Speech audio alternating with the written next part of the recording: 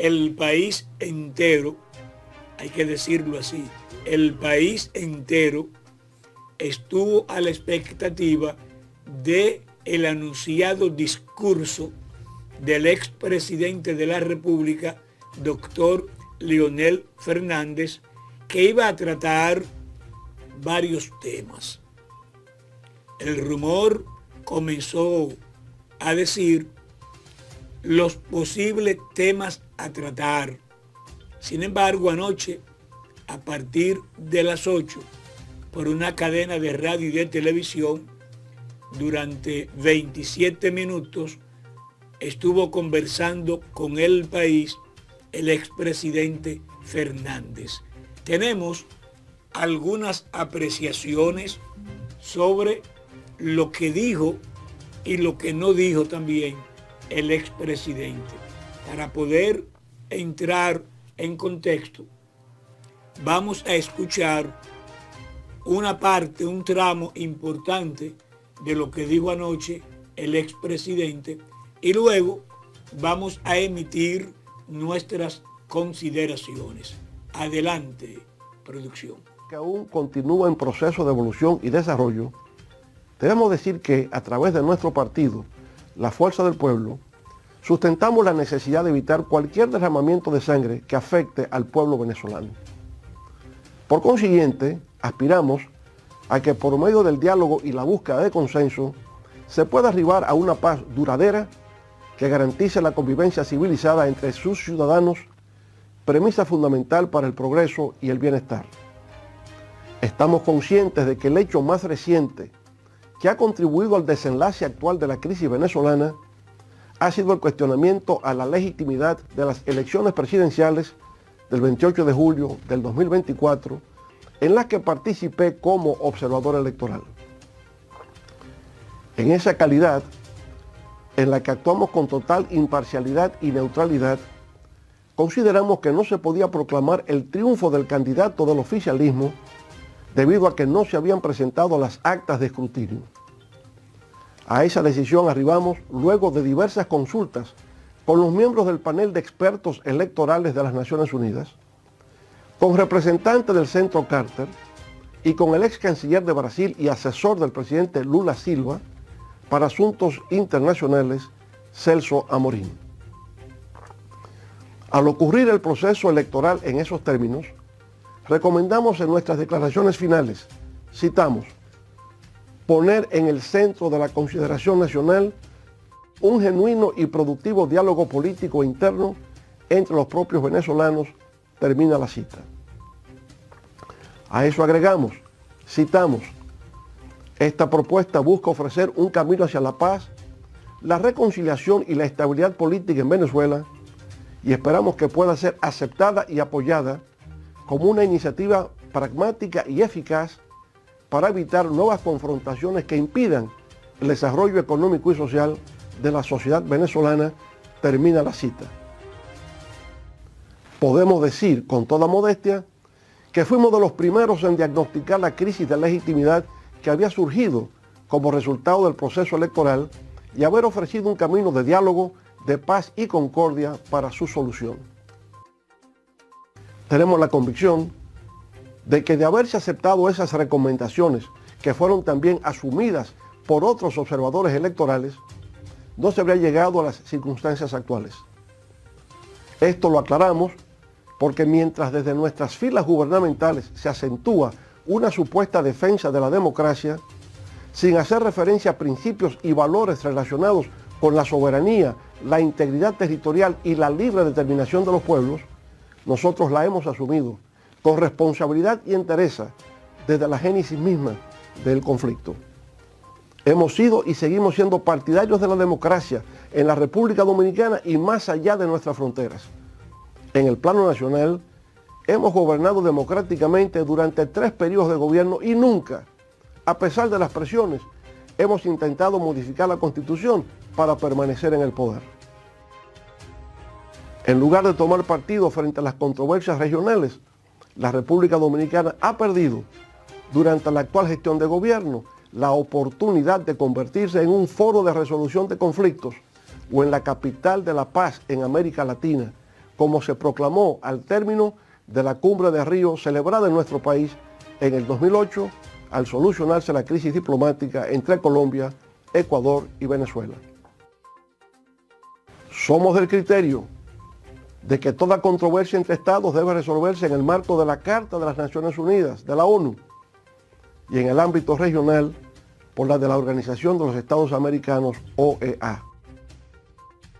Nunca estará de más recordar las hermosas palabras que constituyen el preámbulo de los principios acordados en San Francisco, California, en el 1945, al término de la Segunda Guerra Mundial, las cuales dicen así, citamos: nosotros, los pueblos de las Naciones Unidas, resueltos a preservar a las generaciones venideras del flagelo de la guerra, que 2 veces durante nuestra vida ha infligido a la humanidad sufrimientos indecibles, reafirmamos la fe en los derechos fundamentales del hombre, en la dignidad y el valor de la persona humana, para la cual se requiere practicar la tolerancia y a convivir en paz como buenos vecinos, termina la cita. Por tales motivos, en la Fuerza del Pueblo compartimos lo estipulado en el artículo 2 de las normas de Naciones Unidas, de la necesidad de que sus Estados miembros diriman sus controversias internacionales por medios pacíficos, de tal manera que no se pongan en peligro ni la paz, ni la seguridad internacional y la justicia. Asimismo, de abstenerse en sus relaciones internacionales de recurrir a la amenaza o al uso de la fuerza contra la integridad territorial o la independencia política de cualquier Estado, o en cualquier otra forma incompatible con los propósitos de las Naciones Unidas. En términos similares, apunta la Carta de la OEA, cuando en su artículo 3 establece, citamos: el orden internacional está esencialmente constituido por el respeto a la personalidad, la soberanía e independencia de los Estados y por el fiel cumplimiento de las obligaciones emanadas de los tratados y de otras fuentes del derecho internacional, termina la cita. Desde los tiempos coloniales, las luchas de las grandes potencias, en aquella época entre Inglaterra, Francia, Holanda y España, terminaban reflejándose en el destino de los pueblos del Caribe. Esa fue una de las grandes contribuciones a la interpretación de la historia de nuestros pueblos del maestro Juan Bosch, en su libro El Caribe, Frontera Imperial. Ahora, las tensiones políticas internacionales, con el surgimiento de nuevas potencias, amenazan nuevamente el porvenir de nuestras naciones. América Latina y el Caribe son reconocidos internacionalmente como zona de paz. Y no deseamos que las turbulencias actuales que desestabilizan otras áreas del mundo vuelvan a enseñorearse en nuestro horizonte. Al hacer referencia sobre lo acontecido en la patria de Simón Bolívar, su santidad, el Papa León XIV, expresó su preocupación por la evolución de la crisis y manifestó su deseo de que la situación derive en un futuro sereno de colaboración, estabilidad y concordia, con especial atención a los más pobres. Instó también el Santo Padre a superar la violencia y emprender caminos de justicia y paz, al tiempo de reclamar respeto a la soberanía de Venezuela, al Estado de Derecho y a los derechos humanos en todos y cada uno. Por su parte, el secretario general de las Naciones Unidas, Antonio Guterres, en declaraciones ofrecidas ante el Consejo de Seguridad, por medio de la Secretaría General Adjunta para Asuntos Políticos y de Mantenimiento de Paz, representada por Rosemary DiCarlo, sostuvo, citamos: me preocupa profundamente la posible intensificación de la inestabilidad en el país, el impacto potencial en la región y el precedente que pueda sentar sobre cómo se conducen las relaciones entre los estados. A eso agregó, citamos: he subrayado constantemente la necesidad imperativa de que todos respeten plenamente el derecho internacional, incluida la Carta de las Naciones Unidas, que consagra la prohibición de la amenaza o el uso de la fuerza contra la integridad territorial o la independencia política de cualquier Estado, termina la cita. En su comunicado en relación con la situación en Venezuela, el Ministerio de Exteriores del Reino de España, en coordinación con sus socios de la Unión Europea, hizo un llamamiento a la desescalada y a la moderación y actuar siempre con respeto al derecho internacional y a los principios de la Carta de la ONU. Pero en la misma sesión del Consejo de Seguridad celebrada el 5 de enero de este año, 2026, varios países de la región expresaron sus puntos de vista en torno a la actualidad venezolana. Brasil, por ejemplo, rechazó categóricamente la intervención armada en Venezuela, a la que calificó de flagrante violación de la Carta de las Naciones Unidas, advirtiendo que los bombardeos y la captura de su presidente traspasan una línea inaceptable. México, por su lado, condenó la acción militar estadounidense al considerarla una violación del artículo 2 de la Carta de las Naciones Unidas y un golpe al multilateralismo. Subrayó la prohibición del uso o la amenaza de la fuerza, que constituye un principio fundamental del derecho internacional. Y recordó que corresponde a los pueblos decidir su propio destino mediante soluciones pacíficas, democráticas y negociadas. Chile también reafirmó el compromiso de su país con la soberanía, la integridad territorial, la solución pacífica de las controversias y la prohibición del uso de la fuerza, principios fundamentales para la paz y la seguridad internacionales. Panamá, igualmente, al expresar su preocupación por la situación y su posible impacto en la paz y la estabilidad regional, llamó a centrar los esfuerzos internacionales en una salida democrática y pacífica. Así también se expresaron otras delegaciones, aunque preciso es reconocer que entre los países latinoamericanos miembros no permanentes del Consejo no hubo unanimidad. Desde el 2002, la crisis venezolana ha pasado por distintas etapas, lo que no ha permitido la convivencia democrática entre sus ciudadanos. Muchos de ellos inclusive han tenido lamentablemente que trillar los caminos del exilio. Desde esa época, hace 24 años, hemos estado presentes haciendo el esfuerzo, desde nuestras humildes posibilidades, por contribuir a la paz y a la democracia en ese hermano país. Primero, a solicitud del Centro Carter, cuando se nos planteó participar como mediador para superar las confrontaciones entre gobierno y oposición. Luego, en el 2015, cuando nos correspondió encabezar la observación electoral organizada por UNASUR, en que salió triunfante la Mesa de la Unidad Democrática, la MUD, con 112 de los 167 diputados de la Asamblea Nacional. Posteriormente, otra vez en nuestro rol de mediación en la crisis del 2017, junto a un representante del Papa Francisco, y nuevamente como observador electoral en el certamen del 2024, invitado por el órgano electoral en consenso con la oposición y el oficialismo.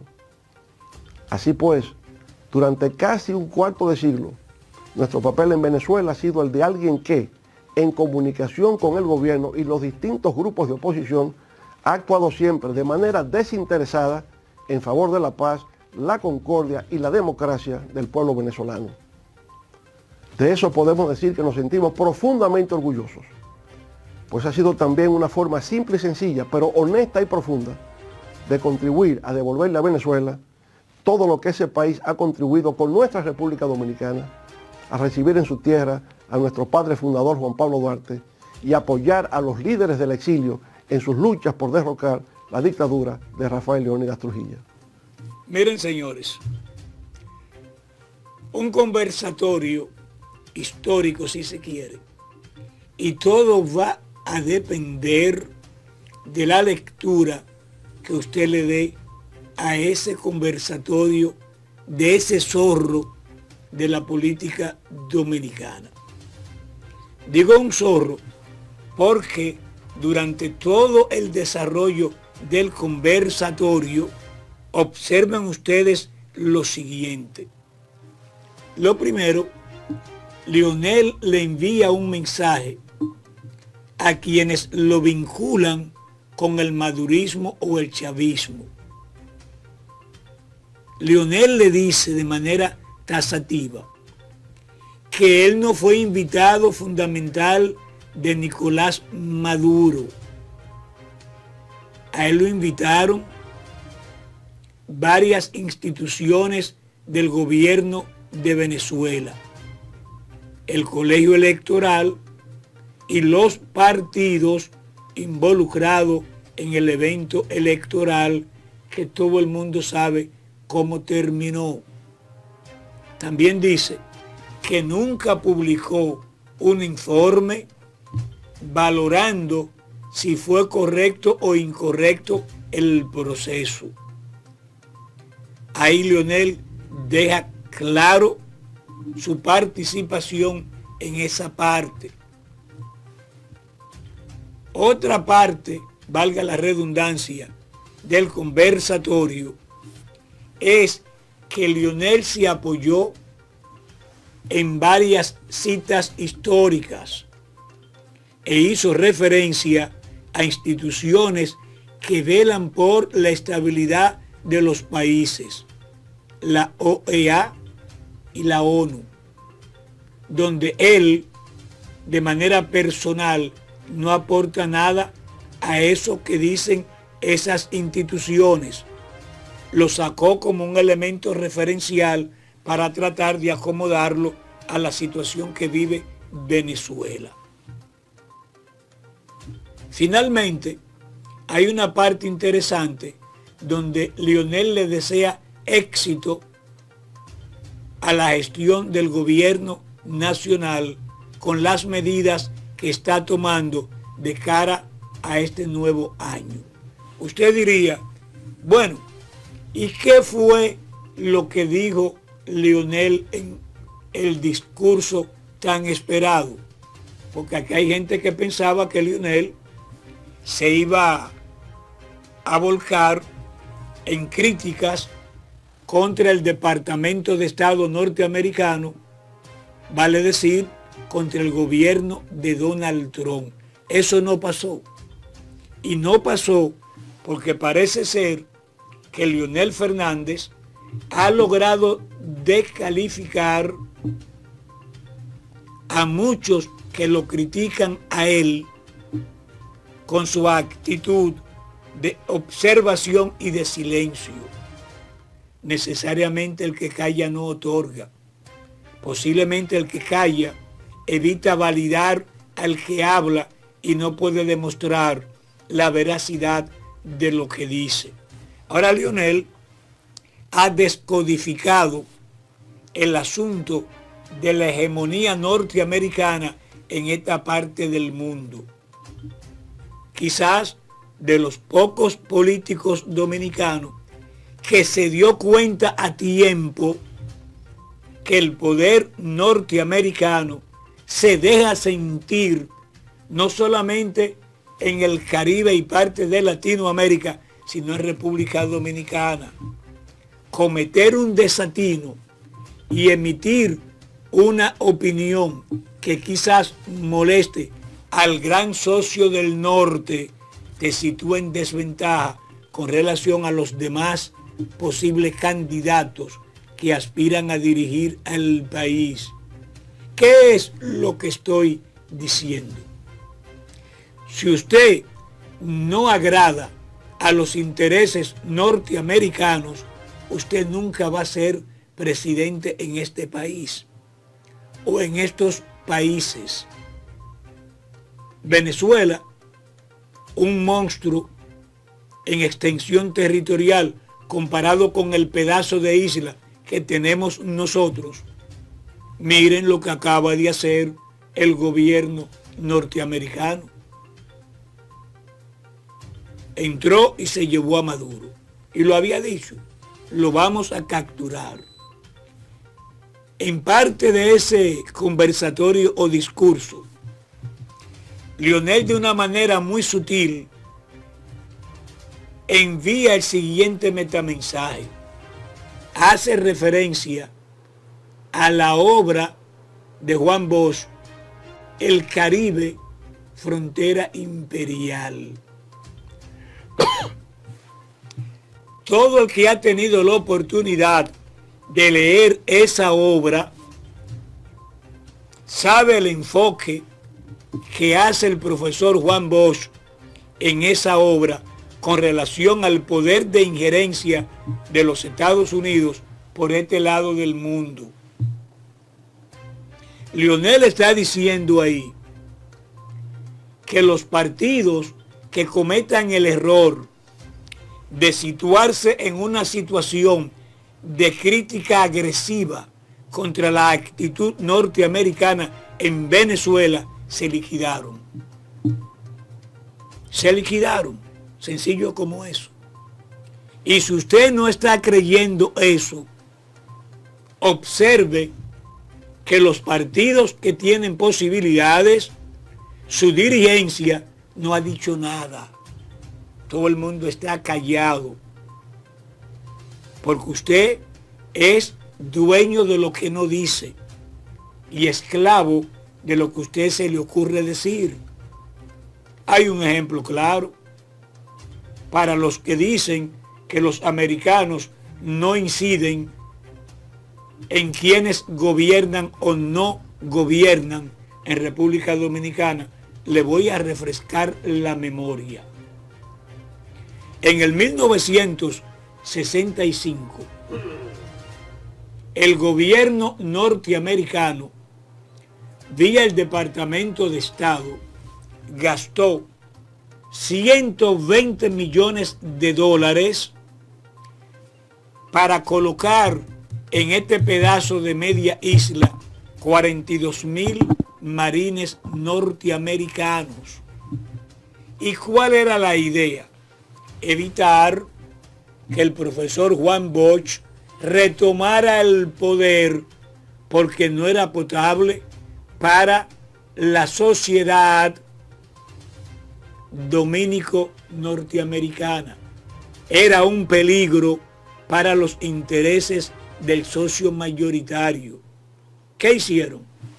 Aún con el país invadido, trajeron a Balaguer, que era su pupilo, y cuando se fueron, lo dejaron en la presidencia de la República, 12 años.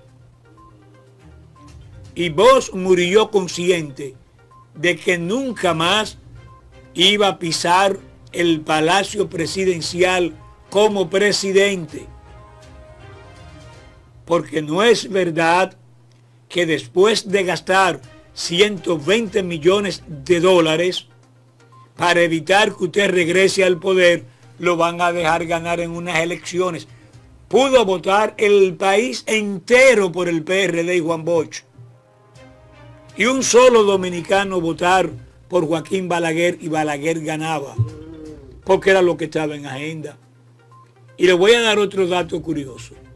En una ocasión, y entren a Google y verifiquen, Balaguer dijo públicamente que si el gobierno norteamericano le pedía que renunciara, él renunciara. ¿Y qué cree usted que motivó el famoso Frente Patriótico? Vino dado en el sentido de que los norteamericanos querían salir de Balaguer a como dé lugar, y los 4 años se los mutilaron a 2. Pero Balaguer era un truchimán.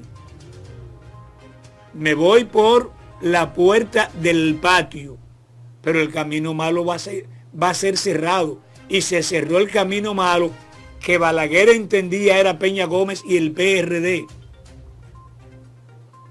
Pero, ¿quién fue el candidato del Frente Patriótico? ¿Juan Bosch? No, Leonel Fernández. Entonces, cualquier político dominicano que se salga de su casilla y diga algo contrario a los intereses norteamericanos en esta coyuntura, que cierre el partido, que no va para ninguna parte. Y Leonel no tiene un pelo de tonto, y no es verdad que iba a decir algo contrario a lo que dijo. Todo encaja dentro del momento histórico y coyuntural. Y Leonel está demostrando que de los políticos dominicanos es calculador y frío. Se la supo jugar y decir lo que era oportuno en el momento oportuno. Los demás posiblemente no digan nada. Todo ya está dicho.